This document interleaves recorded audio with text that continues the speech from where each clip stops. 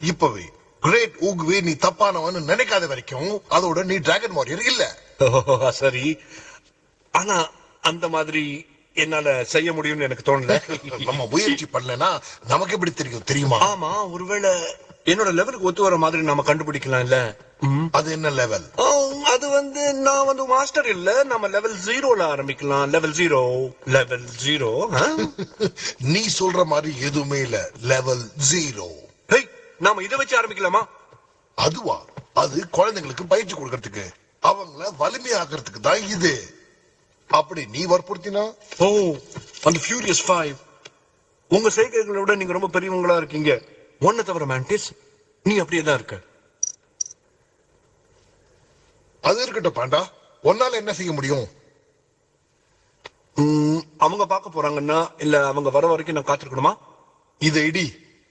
சரி, ஆனா நான் இப்பதான் சாப்பிட்டேன், அது இன்னும் ஜீரணம் ஆகல. அதான் இப்ப எல்லாம் கங்ஃபூ பண்றதுன்னா கொஞ்சம் கஷ்டம்.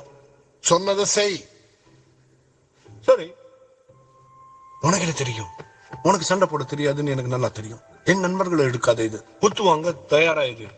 நான் உங்ககிட்ட மோசமான காலோட வரேன். எனக்கு தெரியாது, உனக்கு எங்க ஃபைட்டிங் ஸ்டைல் தெரியாது. நீங்க பிரேயிங் மேன்டிஸ் ஸ்டைல் தான் பாத்திருக்கீங்க, இல்ல மங்கி ஸ்டைல், இல்ல பாம்பு ஊர்ந்து வர ஸ்டைல் எல்லாம் வரலாம். பேர் ஸ்டைல் தெரியுமா? அடிக்க போறியா இல்லையா?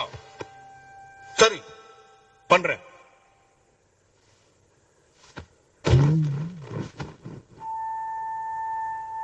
இன்னொரு தடவை அடிச்சு பாரு, கொஞ்சம் ஆடா.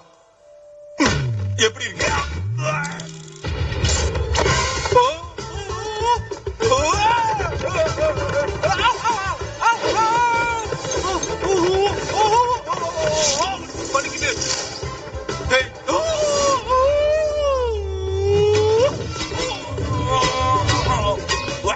நான் நினைச்சதை விட சுலபமா இருக்கும்.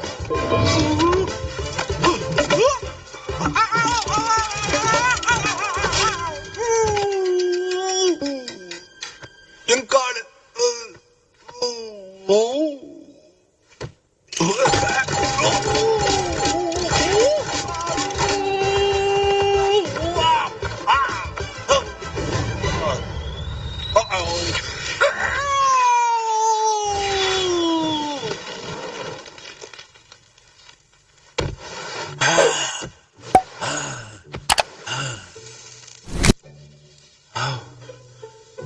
நான் எப்படி பண்ண? இதுதான் உன்னை பொறுத்த வரைக்கும் லெவல் 0. என்னால மறுக்க முடியாது. மாஸ்டர் ஊக்வே என்ன நினைச்சுக்கிட்டு இருக்காரு? அவனால செத்துட போறாங்க. பிரமாதமா செய்யறான்பா. டிராகன் வாரியர்னு வானத்தில இருந்து நெருப்பு பந்து மாதிரி வந்து விழுந்தான். அவன் நடந்தா பூமி அப்படியே அதிருது இல்ல. மாஸ்டர் ஊக்வே உண்மையிலேயே குங்ஃபூ தெரிஞ்சவங்களை தேர்ந்தெடுப்பாருன்னு நினைக்கிறேன். ஆமா, குனிஞ்சு காலை தொடுற மாதிரி இருக்கணும். இல்ல, காலையாவது பார்க்கணும்.